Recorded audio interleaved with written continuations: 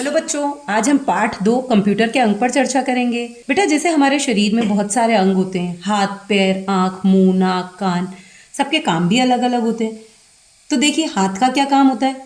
हम काम करते हैं इसी से, खाना खाते हैं, पढ़ाई करते हैं, खेलते हैं, ड्राइंग करते हैं, बहुत सारे काम हम हाथों से करते हैं। ऐसे ही पैरों से चलते हैं, दौड़ते हैं, इधर से उधर जाते हैं। और आँखों से हम देखते हैं, मुंह से हम खाना खाते हैं, बोलते हैं। ऐसे हम बहुत सारे काम अपने शरीर के अलग अलग अंगों से करते हैं।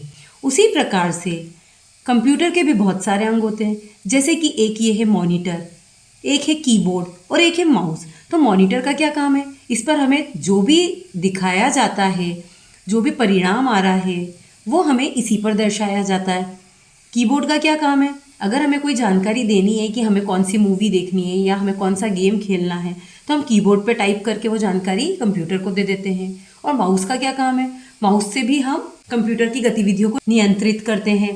सीपीयू, सीपीयू क्या है, जैसे हमारा एक दिमाग होता है ना, वैसे ही कंप्यूटर का दिमाग होता है। इसे हम कंप्यूटर का दिमाग कहते हैं। ये जो हम निर्देश देते हैं उसी को प्रोसेस करता है और उसी के अकॉर्डिंग कार्यों को नियंत्रित करता है। यस, कभी कभी लाइटें चली जाती है ना, तो लाइटें चली गई तो कंप्यूटर तुरंत बंद हो जाएगा, लेकिन उसे बंद नहीं होने देने से रोकने का काम ये यूपीएस करता है।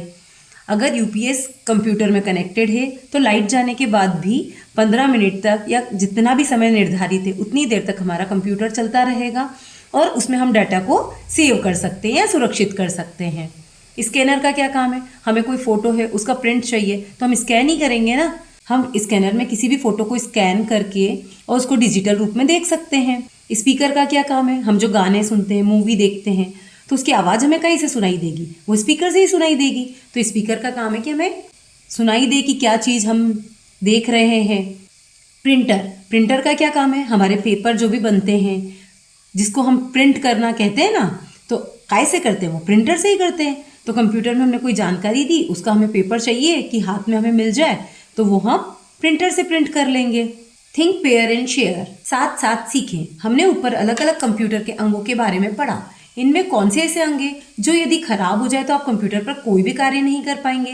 तो देखिए, अगर मॉनिटर खराब हो जाएगा तो हमें जानकारी कैसे दिखाई देगी, और अगर कीबोर्ड खराब हो गया तो हम कंप्यूटर में जानकारी डालेंगे कैसे, और माउस खराब हो गया तो भी हम कंप्यूटर में ऐप वगैरह खोलना है, कुछ भी करना है तो कैसे करेंगे। और सीपीयू, ये तो कंप्यूटर का दिमाग है ना, अगर ये खराब हो गया तो भी काम नहीं चलेगा।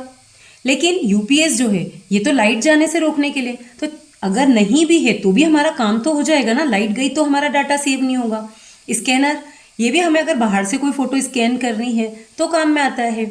और स्पीकर्स, स्पीकर तो बिल्कुल जरूरी नहीं है, हम गाना नहीं सुनेंगे। और प्रिंटर, प्रिंटर से प्रिंट करने का काम होता है, लेकिन हम प्रिंट बाद में कर सकते हैं। पर ये 4 चीजें तो जरूरी है, इसके खराब होने पर कंप्यूटर बिल्कुल ही काम करना बंद कर देगा।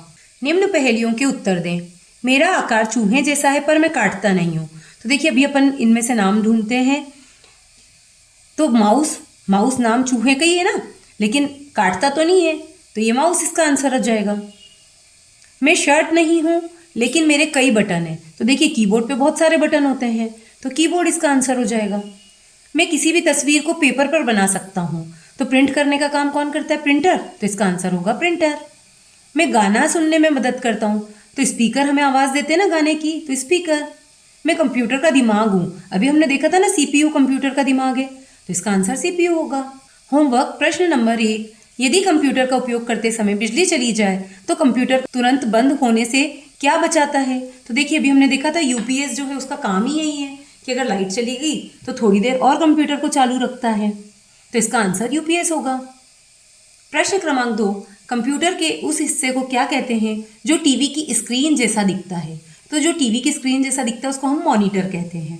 प्रश्न क्रमांक 3, फिल्मों या गेम की आवाज़ को सुनने के लिए किसका उपयोग किया जाता है। तो आवाज़ को सुनने के लिए भी हमने देखा था स्पीकर का उपयोग करते हैं, तो इसका आंसर स्पीकर होगा।